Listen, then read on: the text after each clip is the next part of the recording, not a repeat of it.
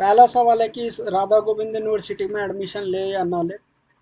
मैं उन सभी सवालों का जवाब दूंगा जो आप जानना चाहते हैं। सबसे पहले कि इस यूनिवर्सिटी में एडमिशन ले या ना ले।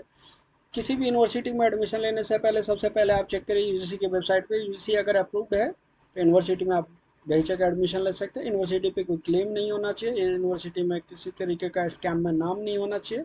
आप उस यूनिवर्सिटी में एडमिशन ले सकते हैं। दूसरी बात, दूसरी चीज़ आती है कि अगर आपने इस यूनिवर्सिटी से कोई भी कोर्स या प्रोग्राम पूरा किया है तो आप इस डॉक्यूमेंट को वेरीफाई कैसे करें।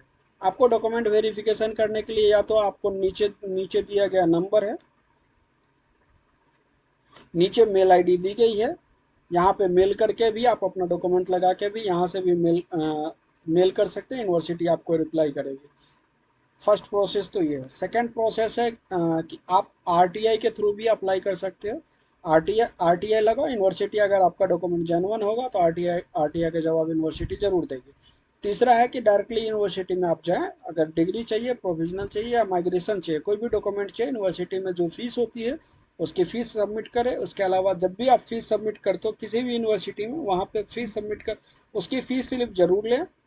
किस तो वही एक आपका प्रूफ होता है। तो उस हमेशा ध्यान रखें कि जिस भी अगर राधा गोविंद यूनिवर्सिटी में आप जा रहे हैं तो वहाँ अगर डिग्री माइग्रेशन प्रोविजनल के लिए अगर आपने अप्लाई किया है तो उस जितने भी यूनिवर्सिटी के नाम से डीडी बना रहे हैं या जो भी यूनिवर्सिटी के अकाउंट में दे रहे हैं उसके फीस स्लिप जरूर लें।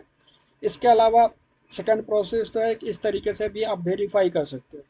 थर्ड प्रोसेस है कि आप यूनिवर्सिटी का जो है डायरेक्टली आप एफआईआर कॉपी कटवा के उसमें एफआईआर का सेकंड कॉपी भी निकलवा सकते हैं यूनिवर्सिटी में। इसका सिंपल सा है, एक आप जो भी अपने नियर बाई पुलिस स्टेशन में जाके वहाँ एफआईआर करवाए, कॉपी कटवाए जिसमें क्या डॉक्यूमेंट खो गया है उसके लिए एक एफआईआर कटवाए। उसके बाद आप किसी न्यूज़पेपर एजेंसी में जाके वहाँ से आप उसकी एक फ़ोटो छपवाएं।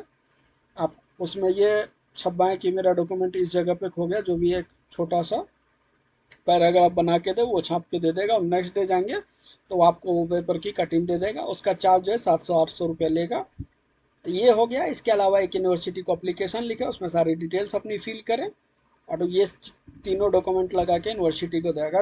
डॉक्यूमेंट आपको यूनिवर्सिटी सेकंड कॉपी रिलीज करती है, मतलब आपका रिकॉर्ड यूनिवर्सिटी के पास है। अगर यूनिवर्सिटी अगर ये डॉक्यूमेंट अगर सेकंड कॉपी रिलीज नहीं करती है आपको यूनिवर्सिटी, मतलब डॉक्यूमेंट यूनिवर्सिटी के पास नहीं है। और भी बहुत सारे तरीके, ये तो मैंने 2-3 तरीके बताया जो कि आपके पास कंपलसरी होना चाहिए अगर आपने लिया है तो।